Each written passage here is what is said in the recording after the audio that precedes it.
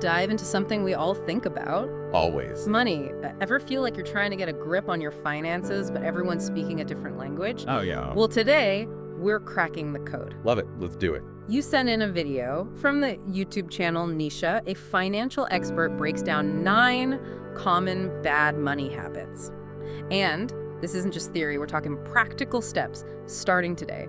So if you're ready to ditch those bad money habits and start building the financial future you deserve, you are in the right place. I'm ready. Okay, so the first habit the video tackles is this idea of paying yourself last. They use an example from Rich Dad, Poor Dad that really stuck with me, so picture this. Someone who's maybe struggling financially gets paid, pays bills, maybe splurges a little, and if anything's left, they try to save it. Sound familiar? It's a pattern. I've seen it. So many people fall into it. But it's almost like, building a house starting with the roof. You need that strong foundation. The video really emphasizes that financially successful people, they flip the script.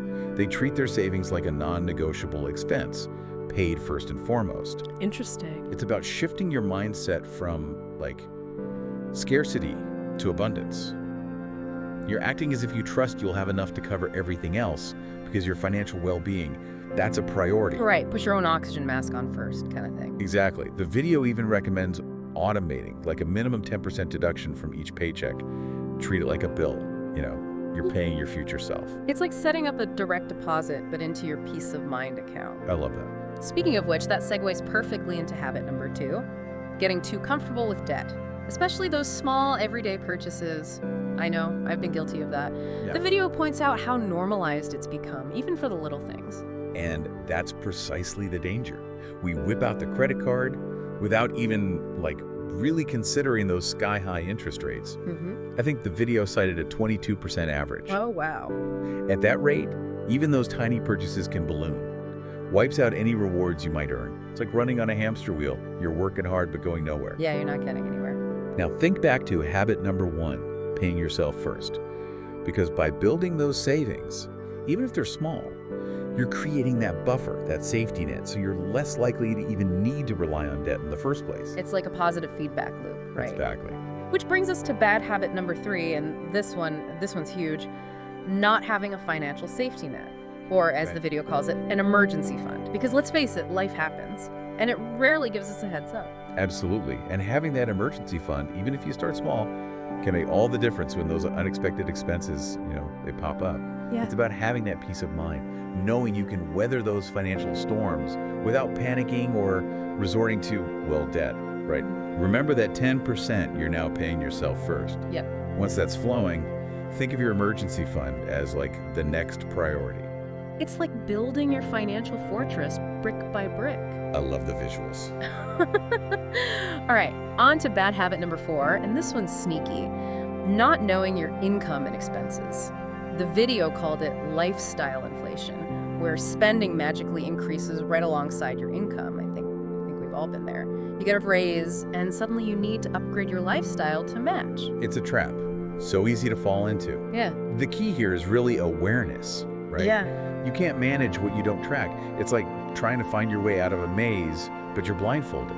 Yeah. By actually understanding where your money is going, that's when you can pinpoint those areas where maybe you can cut back a little bit and redirect those funds towards your goals. So knowledge is power. Absolutely. The video suggested using budgeting apps or even just, a simple spreadsheet. Sometimes the simplest tools are the most effective. Exactly. And speaking of things we might not want to admit to, let's talk about bad habit number 5, those expensive hobbies. Oh. Look, I'm not saying you have to give up everything you enjoy. Right. But it's about finding a balance. We've all got those guilty pleasures. Yeah, and it's not about deprivation, right? It's more about just being mindful, making conscious choices, like the video suggested, maybe exploring some more affordable alternatives to those, pricey passions. Right. Like maybe there's a way to enjoy the hobby without breaking the bank, or maybe, honestly, your time and money could be better spent elsewhere. It's about kind of taking a look and saying, what really brings me joy? Yeah. Align your spending with your values. I love that. Don't let your lifestyle outpace your income, right? Speaking of income, bad habit number 6 is this misconception that I think a lot of us fall into, this belief that saving alone is like the ticket to wealth. Oh yeah, it's understandable, right? Yeah. I mean, we're constantly told to save.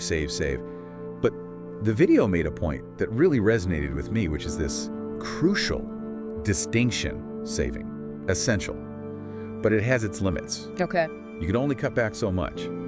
But income, on the other hand, Yeah. that has the potential to really grow significantly. And that's where those suggestions from the video come in, considering investments, having those conversations about a raise, maybe exploring a side hustle. It's about diversifying those income streams so you can create like a more robust financial ecosystem for yourself. So it's not just about squirreling away every penny, it's about putting those pennies to work too, right? Exactly. I love that approach. Okay, let's get into some serious adulting. Bad habit number 7, paying too much in taxes. Feels like one of those unavoidable realities. It can, but I think, there's a certain level of control we can take when we understand the system a bit better, right? Right. And the video really emphasized this. This isn't about evading taxes, no. This is about using those legal optimization strategies to potentially reduce what you owe. Interesting. They specifically mentioned IHANs and Roth IRAs. So these are those specialized accounts that are designed to potentially shield some of your earnings from taxes. Think of it like this. With an IHANs, you're investing money you haven't paid taxes on yet, and then with a Roth, you contribute after-tax dollars. But then when you withdraw in retirement, it's generally tax-free. Ah, So it's like this whole other world that once you start to understand it can be really beneficial. instead of just like handing over a chunk of your hard-earned money. Exactly. Understanding those options helps you keep, hopefully, more of what you earn. Yeah. Okay. Bad habit number 8 is something I wish I had learned sooner, waiting too long to invest. Oh, tell me about it. Because that power of time and compounding is truly remarkable. Absolutely.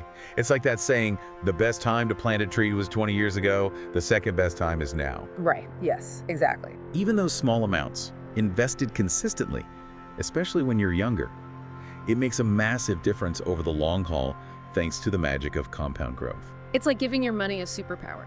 I love it. The ability to multiply exponentially. I'm here for it. Okay.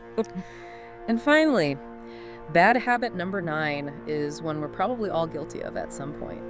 Thinking we have all the time in the world to get our finances in order. Procrastination is, it's such a challenge. It's the enemy. The sooner you begin, honestly, the easier it is. And the more time you have to kind of adjust and learn as you go, it's like anything else, right? Right. Practice makes progress. It's like the best time to start was yesterday, but the second best time is now.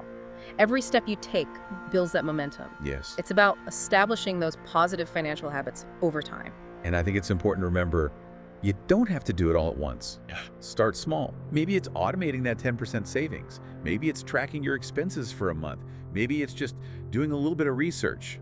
You master that one thing, then move on to the next. I love that progress over perfection. Exactly. Well, we've covered a lot of ground today. This video you sent in has been packed with actionable advice. We highly encourage you to check out the full video. We'll be sure to link it in the show notes. But the real magic happens when we take action. Exactly. So think of today as your starting point. You've gained some valuable insights. Now put them into practice. So here's a question to leave you with. What one habit from this list will you commit to changing today? Just one. Make it small, make it achievable, and watch how that small change can create a ripple effect in your financial life. And, as you embark on that journey towards financial well-being, I think it's important to remember that this video focused on individual habits, but our relationship with money is complex, right? It is. Yeah. It's also shaped by those external factors, societal pressures, economic conditions, even our upbringing. So that's something to keep in mind, as you navigate your own unique financial path. For sure. You've got this. We're all on this journey together. Until next time, keep learning, keep exploring.